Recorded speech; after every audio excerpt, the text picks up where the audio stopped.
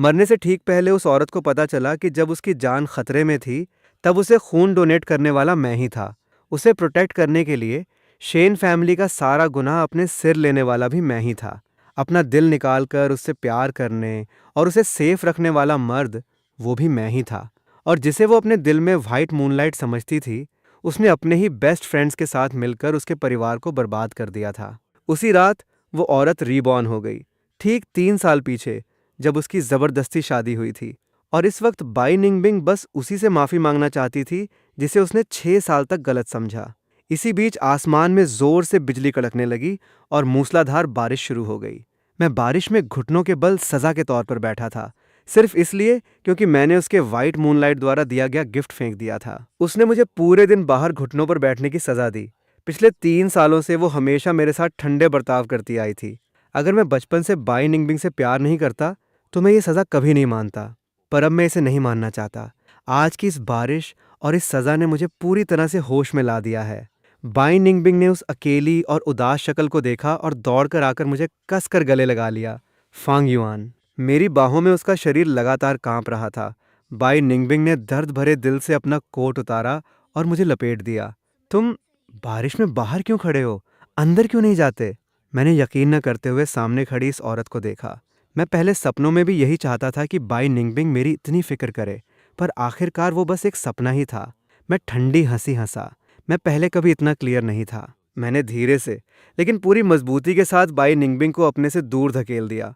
Miss by क्या भूल गई कि मुझे घुटनों पर किसने बिठाया था? डिवोर्स के पेपर्स मैंने तैयार कर लिए हैं। मिस बाई को बस साइन करने की ज़रूरत है। आज के बाद हमारा कोई वास्ता नहीं रहेगा। बाई निंगबिंग बस सुन रह गई। घुटनों पर बैठने की सज़ा।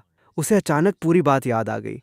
वो घबरा गई और फिर से मुझे जोर से गले लगा लिया। मैं डिवोर्स नहीं दूंगी, मैंने बिल्कुल शांत आवाज़ में कहा।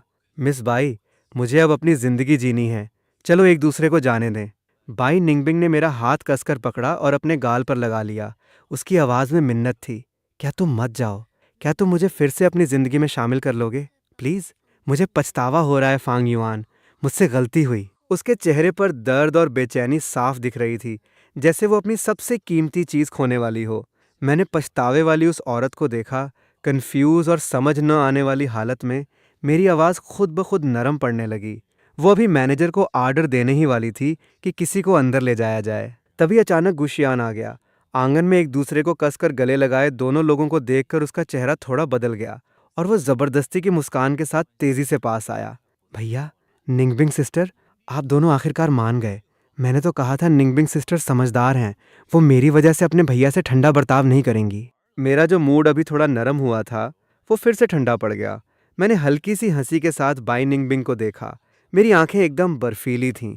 मैं कहूँ आज मिस बाई का मूड कैसे बदल गया, तो ये अपने प्यारे वाइट मूनलाइट की समझाइश थी। मैं पहले कभी बाई निंगबिंग का ऐसा मजाक नहीं उड़ाता था। भले ही गुशियान मेरे सामने इशारों में गालियां देता या ताने मारता, मैं सिर्फ चुप रहकर जवाब देता था। पर आज मैं और चुप नहीं रहना चाहता था। मैं तंज कसते हुए हंसा। मिस बाई सच में गुशियान से बहुत प्यार करती हैं, जो मेरे जैसे सबसे नफरत करने वाले इंसान को गले लगाने के लिए उसके पास आ गईं। मैंने बाई निंगबिंग को दूर धकेल दिया। अब निंगबिंग सिस्टर मत बुलाओ। जब तुम्हारी निंगबिंग सिस्टर डिवोर्स के पेपर्स पर साइन कर देगी, तब तुम उसे अपनी वाइफ बुला सकते हो। गुशियान हैरान रह गया। क्या मतलब? भैया, तुम गलत मत समझो। मैं और निंगबिंग सिस्टर बस। चुप हो जाओ। बाई निंगबिंग ने गुस्से में चिल्लाकर गुशियान की बात काट दी और मेरे छुड़ाने की कोशिश करने के बावजूद उसने और मैनेजर ने ज़बरदस्ती मुझे पकड़कर घर के अंदर कर लिया और गुशियान के सामने मुख्य दरवाज़ा ज़ोर से बंद कर दिया। वो थोड़ी देर हैरानी से देखता रहा और फिर धीरे से अपने माथे पर शिकन डालने लगा। ये सब हुआ क्या? पुरानी हवेली में बाई निंगबिंग ने मुझे नरम बिस्तर पर दबोच लिया। मेरे भीगे बालों से तकिया गीला हो रहा था। बाई निंगबिंग, तुम आखिर करना क्या चाहती हो? औरत झंपते हुए घबराहट में सफाई देने लगी। मैं बस तुम्हारे कपड़े बदलने में मदद करना चाहती थी। तुम भीग गए हो। मैंने गहरी सांस ली। मैं खुद कर लूंगा। मिस बाई को तकलीफ करने की जरूरत नहीं। मैंने उसे दूर किया, उठा, साफ कपड़े उठाए और बाथरूम में चला गया। बाई निंगबिंग बिस्तर के किनारे पर बैठ गई, जैसे कोई छूटा हुआ पालतू जानवर हो, और बड़ी उम्मीद से बाथरूम के दरवाजे को देखने लगी। अपने मालिक के बाहर आने का इंतजार करते हुए गर्म पानी ने मेरे शरीर की ठंडक तो धो दी, पर मेरे ठंडे दिल को नहीं धो सका। मुझे अचानक बहुत थकान महसूस हुई। तभी बाथरूम के दरवाजे पर दस्तक हुई। बाई निंगबिंग बाहर से दरवाज़ा खुरच रही थी और लगातार आवाज़ें लगा रही थी। फांग युआन, तुम नहा लिए क्या? तुम आवाज़ क्यों नहीं दे रहे? तुम अंदर क्या कर रहे हो? बाहर खड़ी औरत का रवैया ऐसा था कि अगर मैंने जवाब नहीं दिया तो वो अंदर घुस ही आएगी। मुझे मजबूरन बोलना पड़ा, मैं बस अभी बाहर आता हूँ। बाई निंगबिंग ठीक दरवाजे के बाहर खड़ी होकर मेरे निकलने का इंतज़ार करने लगी। मैं बाहर निकला ही था कि वो औरत कोआला की तरह मुझसे चिपक गई और सीधा मुझे कहने लगी कि उसे मास्टर बेडरूम तक ले चलूं। मास्टर बेडरूम बाई निंगबिंग का कमरा था, पर शादी के बाद से उसने कभी वहां रह नहीं पाया था। हैरान होने के बाद मैंने अपनी भावनाओं को छुपाते हुए उस औरत को देखा जो मुझे छोड़ नहीं रही थी। मिस बाई, अगर आप 3 साल पहले वाली उस रात को दोबारा दोहराना चाहती हैं तो सॉरी, मैं नहीं चाहता। बाई निंगबिंग को अपने पिछले सारे बर्ताव से सख्त नफरत हो रही थी। नहीं, मैं बस तुम्हारे थोड़ा करीब आना चाहती थी। मुझे लगभग हंसी आ गई। सच में? क्या इसके लिए मेरे दिल का तुमसे पूरी तरह मर जाना जरूरी था? बाई निंगबिंग की आंखों में दर्द उतर आया। उसने कुछ बोलने के लिए मुंह खोला, पर अपने बचाव में कुछ बोल नहीं सकी। मैंने शांत लहजे में कहा, अगर मिस बाई को मस्ती करनी है तो बाहर बहुत लोग हैं आपके साथ देने के लिए। भले ही हमारी शुरुआत अच्छी नहीं थी, पर हम अच्छे तरीके से अलग तो हो ही सकते हैं। बाई निंगबिंग ये कैसे मान सकती थी? उसका एक एक शब्द ऐसा लग रहा था जैसे वो इन बातों को मेरे दिल में उकेर रही हो। नहीं, मैं तुम्हें नहीं छोड़ूंगी, कभी नहीं। तुम कहते हो तुम्हारा दिल मेरे लिए मर गया है, तो क्या मैं अपना दिल तुम्हें दे दूं? ठीक है ना? बाई निंगबिंग ने प्यार से मिन्नत करते हुए मेरा हाथ पकड़ा और अपने सीने पर रख लिया। मेरा दिल तुम्हें देती हूँ और तुम्हारे दिल को मैं अपने प्यार से गर्म कर दूंगी, ठीक है? बाई निंगबिंग अपने पापों का प्रायश्चित करना चाहती थी, पर चाहे वो कुछ भी कर ले, चाहे मेरे लिए मर ही क्यों न जाए, वो मुझे छोड़ना नहीं चाहती थी। हैरानी और थोड़ी सी अचंभे के साथ बाई निंगबिंग मेरी बाहों में सिमट गई। फांग युआन, सॉरी, मुझे माफ़ कर दो। मैं मजबूरन उसे गले लगाए हुए था। मिस बाई से क्या गलती हुई? बाई निंगबिंग ने पछतावे से कहा, मैं हर चीज़ में गलत थी, एकदम पूरी तरह से गलत। आज के बाद मैं सिर्फ तुम्हारी हूँ, पूरी तरह तुम्हारी। मुझे नहीं पता कि उसे अचानक क्या समझ आ गया था। इस वक्त वो मेरी बाहों में घुसी हुई थी और मुझे छोड़ने का नाम नहीं ले रही थी। वो बिल्कुल वैसी ही लग रही थी जैसे गांव में पाला हुआ कोई जिद्दी कुत्ता। मैंने उससे उल्टा सवाल किया, और अगर अब मैं नहीं चाहता तो? बाई निंगबिंग ने ऊपर देखकर मुझे देखा। उसकी बहुत लंबी पलकों के पीछे शेर और भेड़िए जैसी शिकारी नजरें छिपी थीं। इस वक्त बाई निंगबिंग की आंखों में सिर्फ मैं था। उसने अपना सिर थोड़ा टेढ़ा किया। उसका परफेक्ट प्रोफाइल बिल्कुल सफ़ेद जेड जड़े से तराशा हुआ लग रहा था। उसकी आंखें और भौहें किसी नशे वाले शराब के घड़े जैसी खूबसूरत थीं, जिसे देखकर किसी का भी दिल टूट जाए। मैं कभी कभी सोचता हूँ कि मैं बाई निंगबिंग के चक्कर में इसलिए पड़ा क्योंकि उसके उस चेहरे को भूल पाना नामुमकिन था। वो धीरे से ऊपर उठी और मेरी गर्दन के पास आ गई। उसकी गर्म सांसें मेरी स्किन पर लग रही थीं, जिससे मेरे अंदर एक अजीब सी सिहरन दौड़ गई। फांग युआन, मुझे मत छोड़ो। अगर फांग युआन ने मुझे छोड़ा तो मैं फांग युआन की बाहों में ही मर जाऊंगी। मैं हैरानी से आंखें फाड़े देखता रह गया। मेरे शरीर में गर्मी दौड़ने लगी। मैंने उसे रोकने की कोशिश की, पर मेरे कुछ बोलने से पहले ही उसके होंठ मेरी गर्दन के किनारे की नसों पर टिक गए। मेरी स्किन एकदम सफ़ेद थी, क्योंकि मुझे बहुत दिनों तक बंद रखा गया था, इसलिए वो एक बीमार जैसी सफ़ेदी थी और नसें साफ दिख रही थीं। और वो औरत इंच इंच बिल्कुल धीरे धीरे और प्यार से चूम रही थी। मेरा शरीर कांपने लगा। बाई निंगबिंग कभी मेरी सबसे बड़ी चाहत थी, और अब मैं उसे बिल्कुल नहीं चाहता था। अभी कुछ देर पहले गुशियान की कही बातें मेरे कानों में गूंज रही थीं।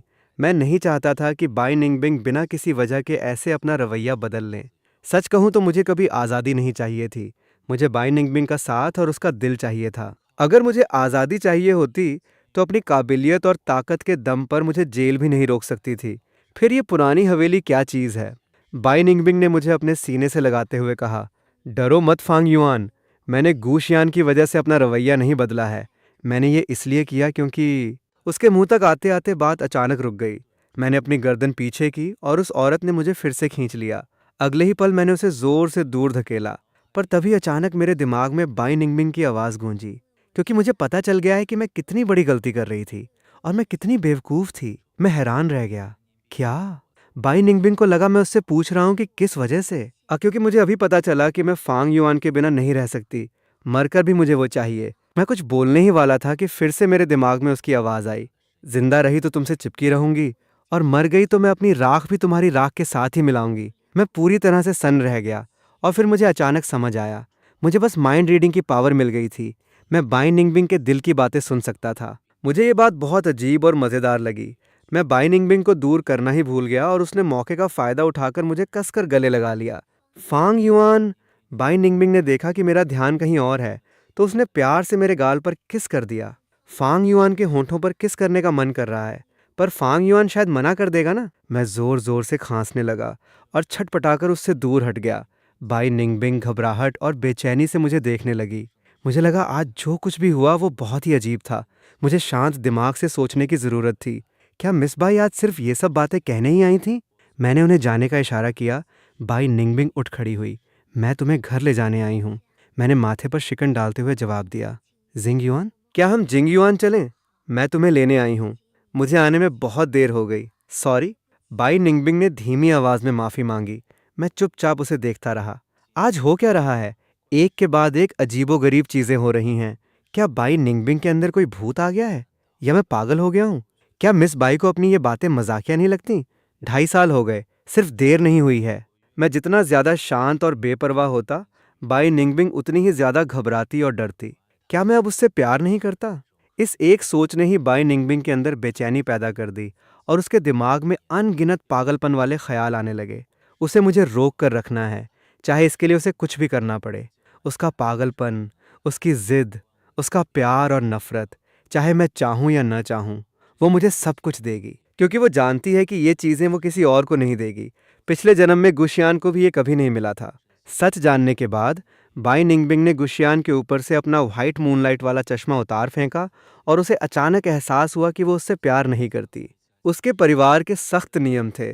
उसे पता था कि उसकी बचपन में ही सगाई हो चुकी है, इसलिए वो बचपन से गुशियान की देखभाल करती थी। उसे वो अपना छोटा भाई और भविष्य का पति दोनों समझती थी।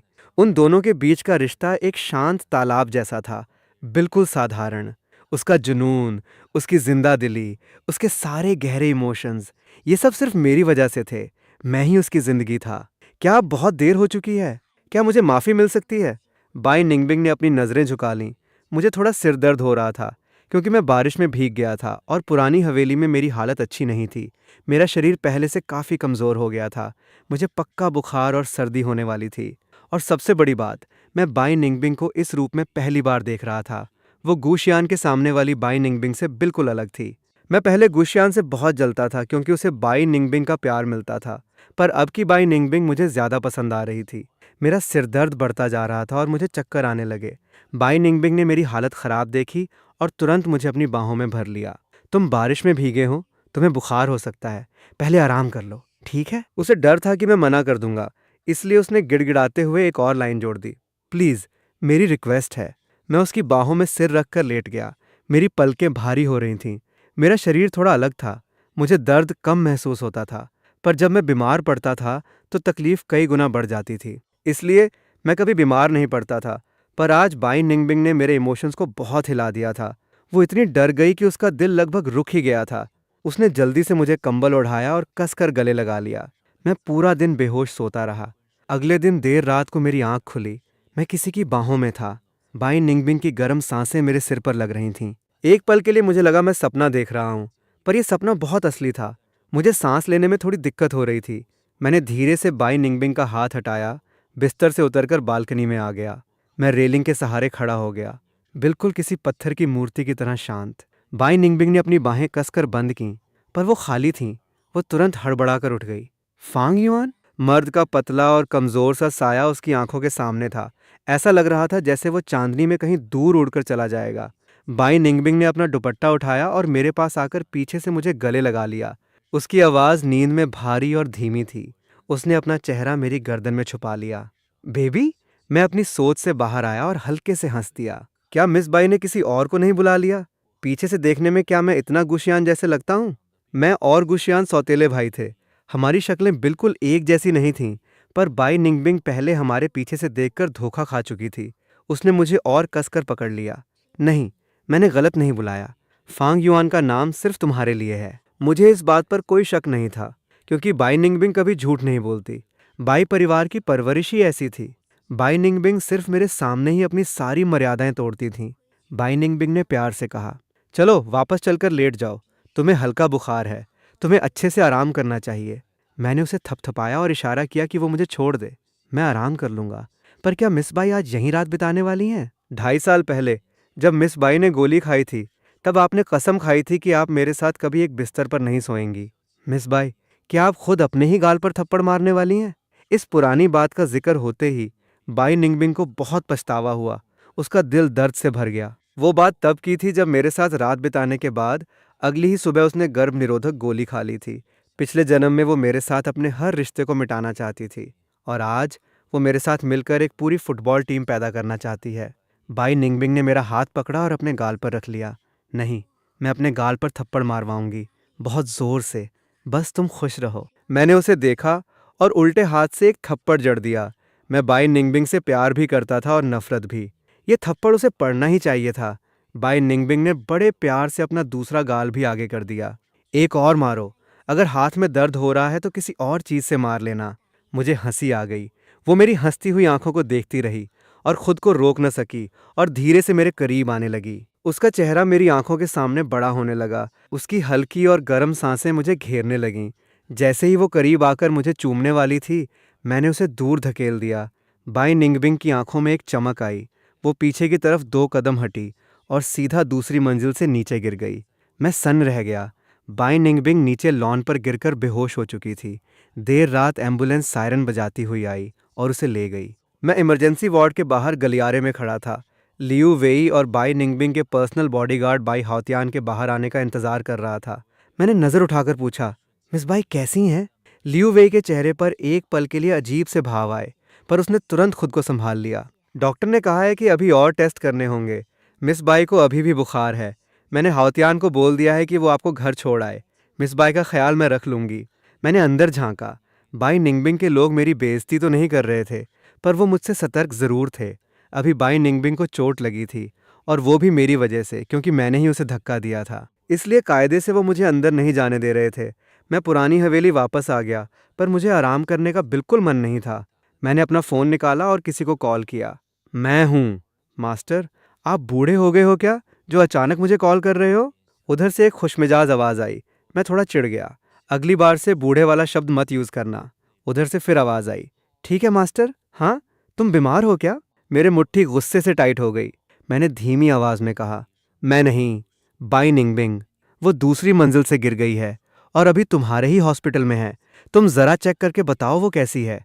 टांग हाओ ने जैसे ही सुना कि बाई निंगबिंग बीमार है, उसका सारा मूड खराब हो गया। मैं उस औरत को देखने नहीं जाऊंगा।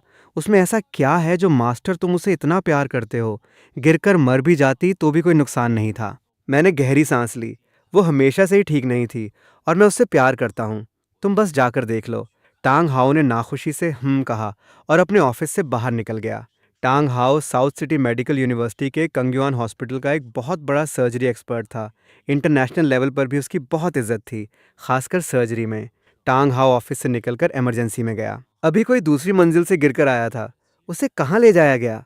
नर्स स्टेशन की छोटी नर्स का चेहरा लाल हो गया। अरे टांग डॉक्टर, आप हैं? मैं चेक करती हूँ, नर्स ने कहा। पेशेंट बाई निंगबिंग को वीआईपी वार्ड में शिफ्ट कर दिया गया है। उनका हमारे हॉस्पिटल में वीआईपी पास है। टांग हाओ ने गुस्से से नाक सिकोड़ी। उसकी हालत कैसी है? अभी उसका चेकअप किसने किया? इमरजेंसी के डॉक्टर सॉन्ग ने। टांग हाओ ने सारी डिटेल पता करने के बाद मुझे वापस कॉल किया। टांग हाओ ने मुंह बनाया। मेरी जान में जान आई। तुम्हारी मेहनत के लिए शुक्रिया। टांग हाओ ने मुझसे पूछा। पिछले 2 दिनों की बातें सोचकर मैं हल्के से मुस्कुरा दिया। मुझे लगा बाई निंगबिंग 2 दिन हॉस्पिटल में रहेगी तो ठीक हो जाएगी, पर मुझे क्या पता था कि अगली ही सुबह लियू वेई एकदम सीरियस और भारी मन के साथ मेरे पास आएगी। मेरा दिमाग एक पल के लिए बिल्कुल खाली हो गया। फिर मैंने खुद को शांत किया। लियू वेई हैरान रह गई। वो अपने चेहरे के भाव छुपा नहीं पाई। उसने बस सिर हिलाया। आप खुद जाकर देख लीजिए। रास्ते भर मैंने बहुत सारे नतीजे सोचे। सबसे बुरा सोचा कि शायद उसका ब्रेन डेड हो गया है, पर मैंने सपने में भी ऐसा नहीं सोचा था। सामने बाई निंगबिंग को देखकर, जो मुझे कसकर पकड़कर भैया बुला रही थी, और उसका चेहरा एकदम मासूम और बच्चों जैसा था, मुझे एक पल के लिए यकीन ही नहीं हुआ। लियू वेई ने बगल से सावधानी से कहा, जैसा कि आप देख रहे हैं, मिस बाई सिर के बल गिरी हैं और उनका दिमाग हिल गया है। मैं डॉक्टर से पूछने जाना चाहता था, पर बाई निंगबिंग, जिसका दिमाग अभी एक छोटे बच्चे जैसा था, वो मुझसे चिपकी हुई थी। अगर मैं उसे हटाता तो वो रोने लगती, इसलिए मैंने मजबूरी में उसे गले लगाकर थपथपाया। डॉक्टर ने क्या कहा? स्कैन की रिपोर्ट्स कहाँ हैं? मैंने बाई निंगबिंग की ठुड्डी को खुजाया, बिल्कुल वैसे ही जैसे कोई बिल्ली को प्यार करता है, लियू वेई ने अपने चश्मे को नाक पर ठीक किया। डॉक्टर ने कहा है कि फिलहाल कोई खास वजह समझ नहीं आ रही है, पर मिस बाई के होश में आने के बाद से ही वो ऐसी हैं। मिस बाई को लग रहा है कि वो कोई छोटी बच्ची हैं, पर उन्हें आपकी याद है। वो लगातार आपको ढूंढ रही थीं, और जब आप नहीं मिले तो वो रोने लगीं। लियू वेई के चेहरे पर अजीब से भाव थे और वो ये नज़ारा देख नहीं पा रही थी। मैं उसे समझ सकता था। बाई निंगबिंग को इस हालत में देखकर किसी का भी ऐसा ही रिएक्शन होता। फांग युआन मेरी बाहों में पकड़ी बाई निंगबिंग फिर से चिल्लाई, फांग युआन मुझे भूख लगी है। मैंने अपना मुंह खोला, पर मुझे समझ नहीं आ रहा था कि मैं क्या बोलूं। मिस लियू, प्लीज़ आप थोड़ी देर मिस बाई का ख्याल रखें। मैं डॉक्टर से मिलकर आता हूँ। नहीं, फांग युआन कहीं मत जाओ।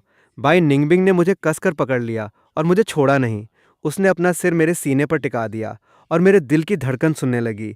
लियू वेई ने आसमान की तरफ देखा। मैंने इस फील्ड के स्पेशलिस्ट हॉस्पिटल से बात कर ली है। देखते हैं कि क्या हम किसी एक्सपर्ट टीम को बुलाकर मिस बाई का चेकअप करवा सकते हैं। तब तक क्या आप मिस्टर गू मिस बाई का ख्याल रख सकते हैं, क्योंकि मिस बाई सिर्फ आप पर भरोसा करती हैं। मैंने अपनी भौहें उठाईं। भरोसा? लियू वेई ने बेबसी से एक डेमो दिखाया और आगे बढ़ी। मिस बाई, चलो मैं आपको खाना खिलाने ले चलती हूँ। नहीं, तुम बुरी हो। बाई निंगबिंग पीछे हटी और मेरा हाथ खींचने लगी। फांग युआन, ये बुरी औरत है, मैं तुम्हें बचाऊंगी। लियू वेई ने आह भरी। देखिए, ये ऐसी ही हैं। अगर हमारे पास कोई और रास्ता होता तो हम आपको तकलीफ नहीं देते। मेरे दिल पर चोट लगी। तकलीफ क्यों नहीं देना चाहती? भले ही बाई निंगबिंग मुझे पसंद नहीं करती, पर मैं अभी भी उसका पति हूँ। क्या ऐसी हालत में भी तुम लोग गूशियान को बुलाना चाहती थी? लियू वेई मेरी बात सुनकर हैरान रह गई। उसने बाई निंगबिंग को देखा और जल्दी से सिर झुकाकर माफी मांगी। आपको ही बुलाना चाहिए था। मैंने पूछा कि डॉक्टर ने कब डिस्चार्ज होने को कहा है। मिस बाई की फिजिकल कंडीशन नॉर्मल है, वो कभी भी डिस्चार्ज हो सकती हैं। वो मेरी तरफ सवालिया नज़रों से देख रही थी। तो सामान पैक करो, हम जिंग युआन वापस चलेंगे। इतना कहकर मैंने बाई निंगबिंग का हाथ पकड़ा और नीचे देखकर उस औरत को देखा जिसकी आंखों में इस वक्त सिर्फ मैं था। मेरी आवाज़ थोड़ी नरम हो गई। बाई निंगबिंग, क्या मैं तुम्हें घर ले चलूं? बाई निंगबिंग के चेहरे पर एक बहुत बड़ी और प्यारी सी मुस्कान आ गई। हाँ, मैं फांग युआन के साथ घर जाऊंगी। लियू वेई पीछे मुड़ी और उसने राहत की एक बहुत बड़ी सांस ली। ये मेरा पहली बार यूजिंग युआन शाही बगीचा आना था। ये बाई निंगबिंग की माँ द्वारा खुद डिज़ाइन किया गया विला और घर था। बाई निंगबिंग की माँ देश की एक बहुत मशहूर आर्किटेक्ट थीं। यूजिंग युआन उनका आखिरी प्रोजेक्ट था, इसलिए बाई निंगबिंग इसे बहुत संभाल कर रखती थी। यूजिंग युआन में बाहरी लोगों का आना बहुत कम होता था। गुशियान बाई निंगबिंग की माँ के जिंदा रहते हुए यहाँ कुछ बार आया था, पर उसके बाद वो कभी अंदर नहीं आ पाया। और जहाँ तक मेरी बात है, मैं तो यहाँ कभी नहीं आया था। कार आराम से उस बगीचे के अंदर दाखिल हुई और करीब 10-15 मिनट बाद हम रहने वाली जगह पर पहुंचे। यूजिंग युआन एक चाइनीज स्टाइल का बगीचा था। क्लासिकल डिज़ाइन के साथ साथ इसमें मॉडर्न आइडियाज़ भी जोड़े गए थे, पर घर का स्ट्रक्चर बिल्कुल मॉडर्न और पारंपरिक आंगन कोर्टयार्ड स्टाइल का था। मैं पानी के किनारे खड़ा होकर उस इमारत को देख रहा था और मैंने एक गहरी सांस ली। बहुत दिन हो गए। यूजिंग युआन ने 5वां गोल्ड डिज़ाइन अवार्ड जीता था और उस अवार्ड की असली वजह इस घर का डिज़ाइन ही था, और वो डिज़ाइन मेरा बनाया हुआ था। फांग युआन। बाई निंगबिंग ने अजीब नज़रों से मुझे देखा। अंदर चलो ना। मैं होश में आया और हल्के से मुस्कुराया। हाँ, हमें अंदर जाना चाहिए। किसी ने पहले ही मेरा सामान पैक करके यहाँ भेज दिया था। उसमें बस कुछ कपड़े थे, कोई पर्सनल चीज़ें नहीं थीं। बाई निंगबिंग खुशी खुशी मेरा हाथ खींचकर अंदर ले गई। लियू वेई ने पहले ही किचन में बोलकर नाश्ता तैयार करवा लिया था, जो अभी अभी टेबल पर लगाया गया था। मैं इस विला की हर चीज़ को देख रहा था, जो मेरे लिए जानी पहचानी भी थी और अनजानी भी। ये मेरा बनाया हुआ पहला आर्किटेक्चर डिज़ाइन था। मैंने बाई निंगबिंग की माँ के साथ ऑनलाइन बहुत दिनों तक इस पर बात की थी। आखिर में जब अवार्ड के लिए नाम भेजने का टाइम आया, तो मैंने बाई निंगबिंग की माँ का ऑफ़र ठुकरा दिया और अपना नाम उस लिस्ट में नहीं डालने दिया। अनजानी इसलिए थी क्योंकि मैंने बनने के बाद इस यूजिंग युआन को कभी नहीं देखा था। फांग युआन, मुझे खिलाओ ना। बाई निंगबिंग ने मुझे गले लगाते हुए प्यार से कहा। मैं फांग युआन के पेट की आवाज़ सुनती हूँ कि तुम्हें भूख लगी है या नहीं। इतना कहते हुए बाई निंगबिंग झुकी और मेरे पेट पर कान लगा दिया। मुझे गुर्राने की आवाज़ आ गई। फांग युआन को भी भूख लगी है। बाई निंगबिंग सीधी खड़ी हुई। उसके चेहरे पर पक्के यकीन के भाव थे। मैं उसकी बाहों में घिरा हुआ था। मेरी पतली कमर उसकी गर्म हथेलियों से छू रही थी। लियू वेई वहाँ रुककर हमारे साथ नाश्ता करना चाहती थी, पर बाई निंगबिंग का ये बर्ताव देखकर उसकी भूख मर गई और वो उठकर जाने लगी। मिस्टर गू, मुझे कंपनी जाकर कुछ काम निपटाना है। लियू वेई ने अपना विजिटिंग कार्ड आगे बढ़ाया। ये मेरा नंबर है, कोई भी काम हो तो मुझे कॉल कर लीजिएगा। या जिंग युआन के स्टाफ को बोल दीजिएगा। मैंने एक नज़र डाली। मैं समझ गया। तुम्हारी मेहनत के लिए शुक्रिया। लियू वेई ने अपनी भौहें उठाईं, कार्ड वापस रखा, आखिरी बार बाई निंगबिंग को देखा और तेजी से मुड़कर चली गई। बाई निंगबिंग को खाना खिलाने के बाद मैंने स्टाफ को बुलाया और ऊपर जाकर नहाने, कपड़े बदलने और आराम करने के लिए कहा। पर बाई निंगबिंग ने मुझे कस कर पकड़ लिया और छोड़ा ही नहीं। मुझे फांग युआन के साथ जाना है, मैंने प्यार से समझाया। मैं लड़का हूं और तुम लड़की हो, हम साथ नहीं जा सकते। बाई निंगबिंग ने अपना मुंह बना लिया और रोने जैसी शक्ल बना ली। पर मैं और फांग युआन बचपन से मंगेतर हैं, मंगेतर साथ जा सकते हैं। मेरी आंखों में एक चमक आई। तुम्हें यह कैसे पता? मम्मी ने बताया था। औरत ने गर्व से अपना चेहरा ऊपर उठाया। मैंने अचानक बाई निंगबिंग से पूछा, क्या तुम सच में पागल हो गई हो? उसने अपना सिर टेढ़ा किया और एकदम कंफ्यूज हो गई। क्या? और उसने अपने मन में बोला, निंगबिंग पागल नहीं है, निंगबिंग एक्टिंग कर रही है, नहीं तो फांग युआन गले नहीं लगाएगा। फांग युआन तुमसे बहुत प्यार करता है। मैंने उस औरत के दिल की बात सुन ली। ओह, तो ये बात है। मुझे पता था कि गिरकर कोई इतना पागल कैसे हो सकता है। मेरे सामने खड़ी औरत किसी छोटी सी बिल्ली की तरह मेरे सीने पर अपना चेहरा रगड़ रही थी, इधर उधर हो रही थी। मैंने बेरुखी से बाई निंगबिंग का चेहरा अपने हाथों में लिया और उसे थोड़ा दूर किया। मेरी आंखों में कई सवाल थे। चूंकि वो एक्टिंग करना चाहती है तो उसे आखिर तक एक्टिंग करने दो। मैंने बाई निंगबिंग की ठुड्डी को अपनी उंगली से ऊपर उठाया। हाँ, निंगबिंग पागल नहीं है, निंगबिंग सबसे समझदार है। बाई निंगबिंग तुरंत खुश होकर गाना गाने लगी। फांग युआन, मुझे प्यार करो, मैं फांग युआन को प्यार करूंगी। इतना कहते हुए उसने मेरे गालों पर हाथ फेरा। उसकी उंगलियां थोड़ी कांप रही थीं। मैंने नीचे देखते हुए उसे देखा और धीरे से उसके हाथों को पकड़कर अपने गालों पर रख लिया। तुम कांप क्यों रही हो? ठंड लग रही है क्या? मर्द की आवाज़ बहुत प्यारी और शांत थी, जिसकी बाई निंगबिंग दिन रात ख्वाहिश रखती थी। हाँ, बाई निंगबिंग मौके का फ़ायदा उठाकर मेरी बाहों में आ गई और मुझे कसकर पकड़ लिया। बिल्कुल नहीं छोड़ा। मैंने पिछली रात भर नहीं सोया था, पर बाई निंगबिंग ने मुझे ऐसे गले लगाकर रखा था कि मुझे अचानक बहुत सुकून महसूस हुआ। हम दोनों सोफे पर एक दूसरे से चिपक कर सो गए। बाई निंगबिंग मेरी लंबी और शांत सांसें सुन रही थीं। उसकी आंखों में खुशी की चमक थी। अगर मुझे पहले पता होता कि पागल बनने का एक्ट इतना काम करेगा, तो मैं 2 दिन पहले से ही एक्टिंग शुरू कर देती। बाई निंगबिंग ने अपना दिमाग शांत किया और मुझे गले लगाकर सो गई। गुशियान पुरानी हवेली में गया और जब उसे पता चला कि मैं वहां नहीं हूं, तो वो हैरान रह गया। वो कहाँ गया है? मिस्टर गू, मिस बाई के साथ यू जिंग युआन वापस चले गए हैं।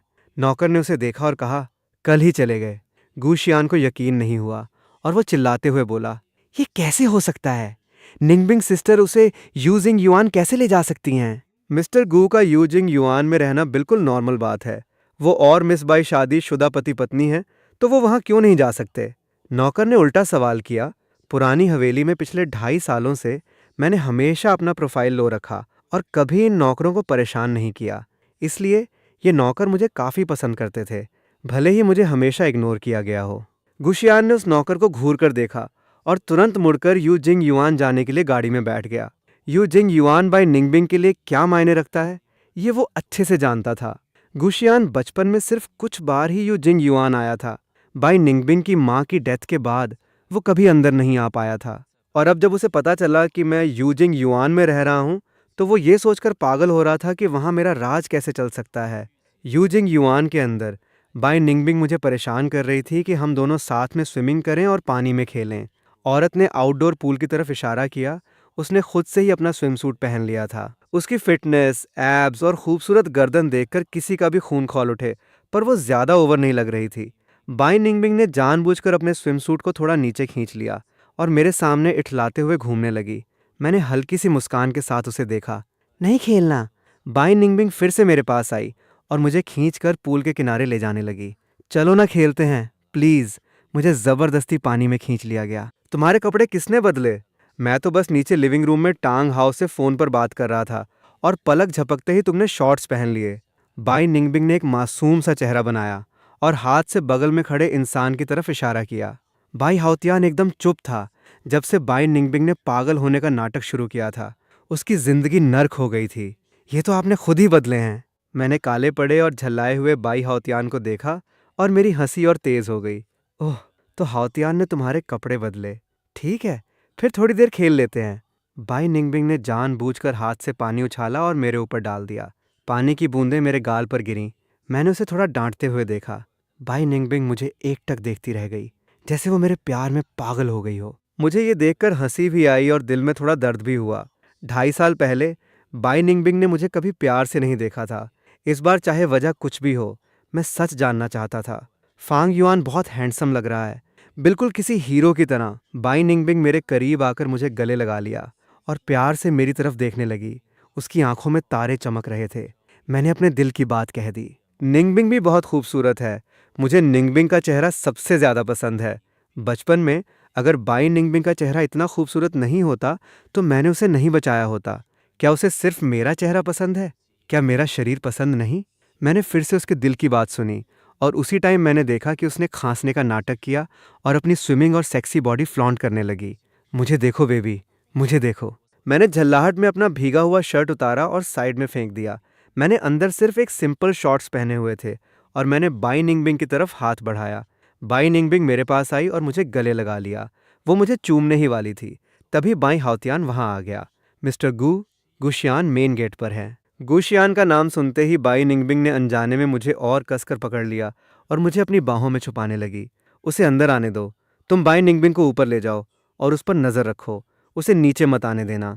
मैंने बाई निंगबिंग के कान को हल्के से मसला और जाने के लिए मुड़ा, पर उसने मेरी कमर पकड़ ली और मुझे जाने नहीं दिया। मुझे मजबूरन मुड़कर उसे मनाना पड़ा। मैं बस मेहमान से मिलकर आता हूँ, फिर हम खेलेंगे, ठीक है? बाई निंगबिंग मुझे कैसे जाने देती। उसने अपना सिर मेरे सीने पर रगड़ना शुरू कर दिया। उसके इस प्यार से मेरे अंदर गर्मी दौड़ने लगी। मेरी आंखों में जुनून आ गया। मैंने उसकी ठुड्डी उठाई और हल्के से उसे चूम लिया। बिल्कुल पानी की एक बूंद जैसा हल्का सा किस, पर इसने बाई निंगबिंग के पूरे शरीर में कंपन पैदा कर दिया। वो मेरे हटते हुए होंठों का पीछा करने लगी और फिर से चूमना चाहती थी, पर मैंने अपनी उंगली से उसे रोक दिया। अच्छी बच्ची, मैंने हंसते हुए उसे मनाया। जाओ, थोड़ी देर में मैं तुम्हारे पास आता हूँ, ठीक है? बाई निंगबिंग ने नाखुशी से कहा। वो बहुत उदास लग रही थी। मैंने फिर से प्यार से उसे मनाया। अगर तुम गुस्सा नहीं करोगी और चुपचाप ऊपर चली जाओगी तो मैं तुम्हें एक और किस दूंगा। बाई निंगबिंग की आंखों में चमक आ गई और वो खुशी खुशी चली गई। बाई हाउतियान को ये सब देखने के लिए मजबूर होना पड़ा। जब वो मुड़कर जाने लगा तो सच में उसका मन कर रहा था कि वो पैसे देकर ऐसी आंखें खरीद लें जिसने ये नज़ारा न देखा हो। मेरे अंदर पजेसिवनेस बहुत ज़्यादा है। मैं नहीं चाहता कि बाई निंगबिंग का ये प्यारा सा रूप गुशियान देखे। बाई निंगबिंग का वो रूप जो वो किसी और को नहीं दिखाती, वो सिर्फ मैं ही देख सकता हूँ। जब गुशियान अंदर आया, मैं बीच चेयर पर लेटा हुआ फ्रूट वाइन पी रहा था। भैया, आप यहाँ कैसे? मैंने आराम से वाइन की एक चुस्की ली। मुझे भैया बुला रहे हो? किसी और को नहीं पता? पर तुम्हें खुद नहीं पता कि तुम किस साल पैदा हुए थे? तुम्हारी उस रखैल माँ ने तुम्हें बाहर ही जन्म दिया था। क्या तुम्हें लगता है मुझे ये नहीं पता? गुशियान का चेहरा बदल गया। उसका दिल जोर जोर से धड़कने लगा, पर उसने अपने चेहरे पर मुस्कान और हैरानी बनाए रखी। भैया, आप क्या बोल रहे हैं? पापा को पता चला तो वो बहुत गुस्सा होंगे। मैंने बिना परवाह किए उसे देखा। मेरी भौहें हल्की सी उठीं। सच में? अगर वो गुस्से से मर भी गए तो मुझे बल्कि खुशी ही होगी। गुशियान ने ताना मारते हुए मुझे देखा। भैया, घर वालों ने आपकी कभी कोई कमी नहीं रखी। आप पापा के बारे में ऐसा कैसे बोल सकते हैं? बस बहुत हो गया। मैंने झल्लाहट में उसकी बात काट दी। तुम्हें क्या काम है?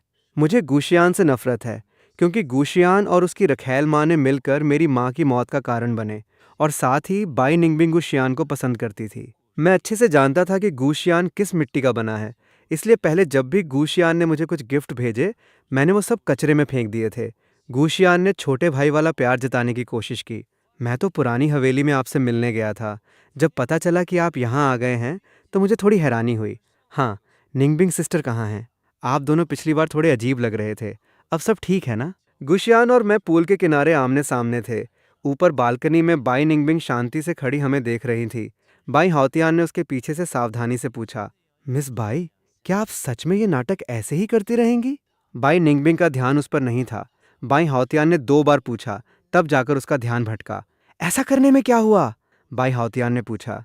क्या आपको डर नहीं है कि मिस्टर गू को सच पता चल जाएगा? बाई निंगबिंग की पूरी तवज्जो मुझ पर टिकी हुई थी। डर नहीं है। बाई हाउतियान समझ नहीं पाया। डर नहीं है? अगर मिस्टर गू को पता चला कि आप उन्हें बेवकूफ़ बना रही हैं और वो डिवोर्स लेकर चले गए तो? बाई निंगबिंग हल्के से हंसी।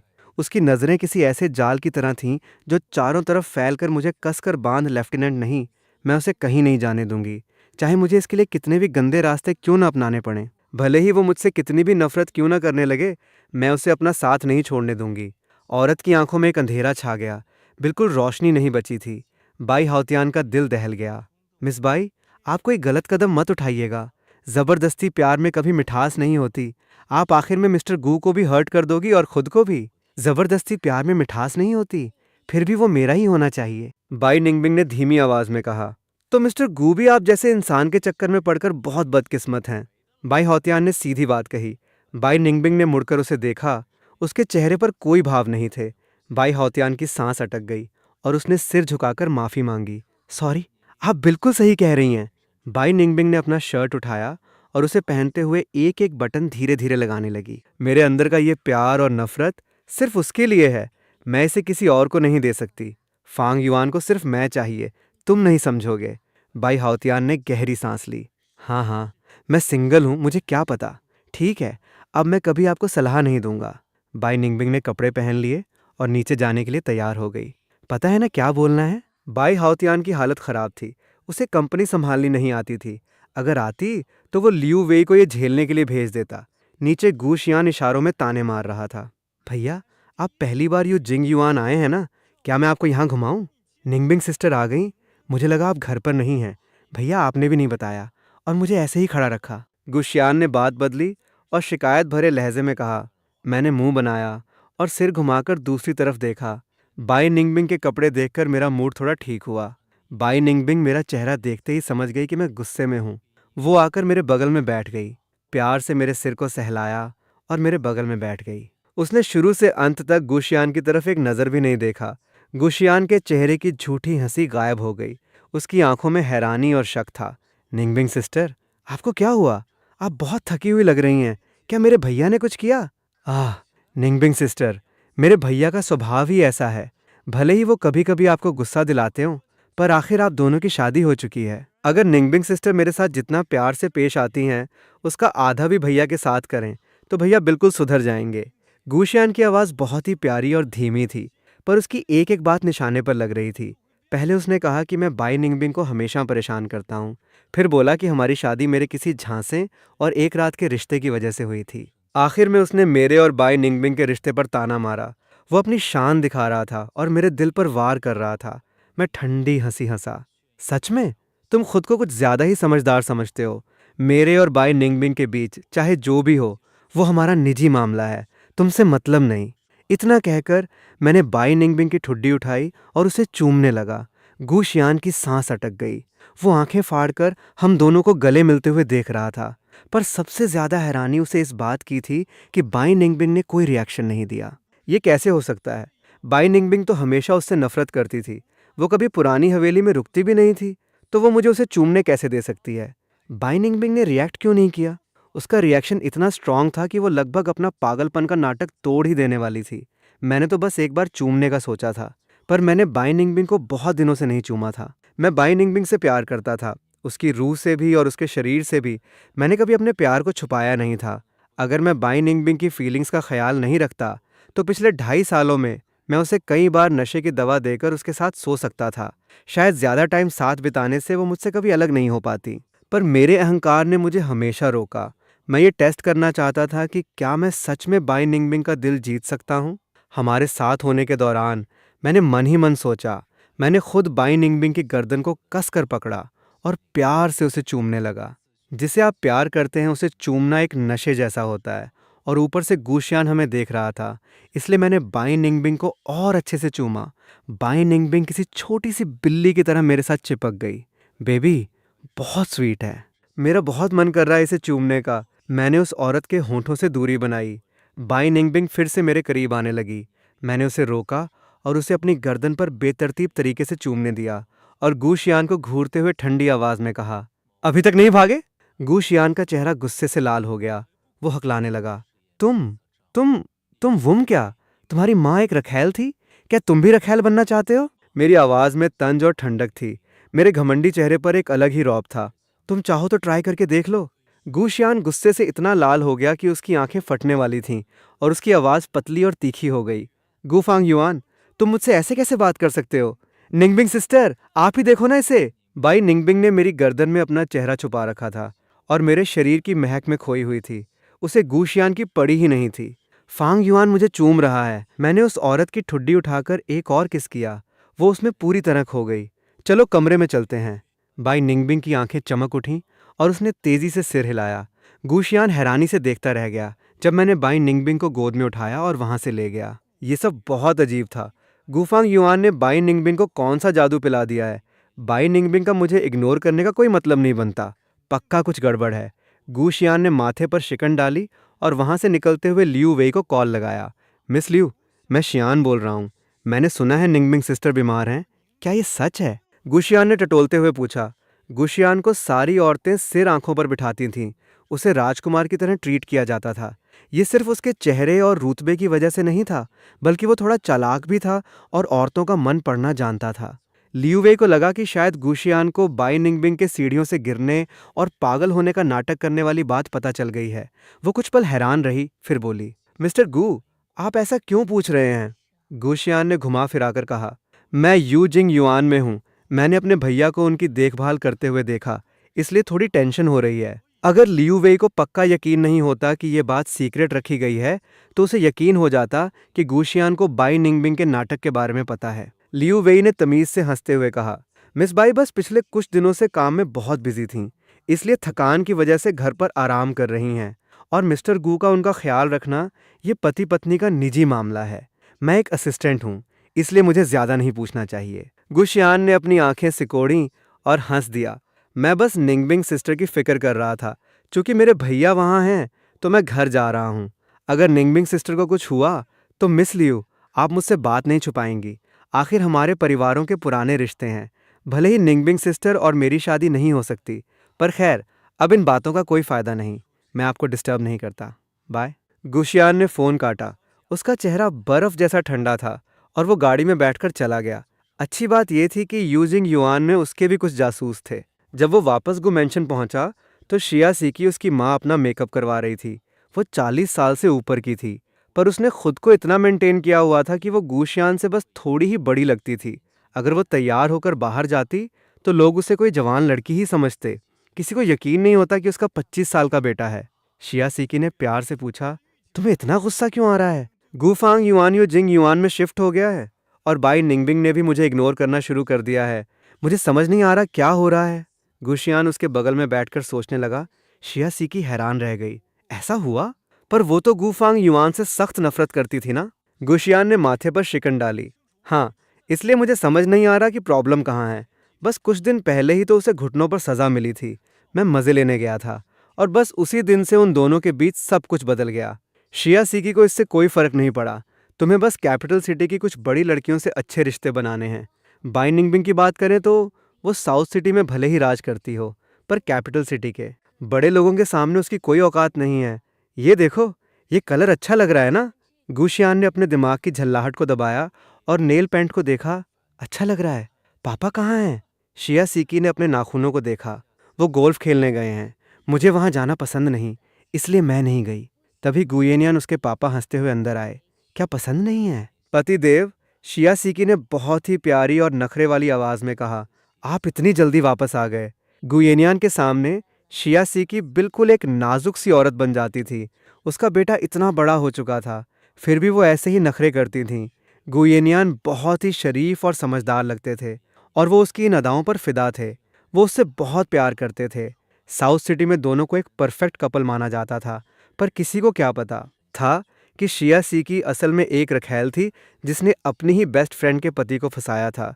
यू जिंग युआन के अंदर मैं धीरे धीरे बाई निंगबिंग की पीठ सहला रहा था और उसे अपने से चिपके रहने दे रहा था।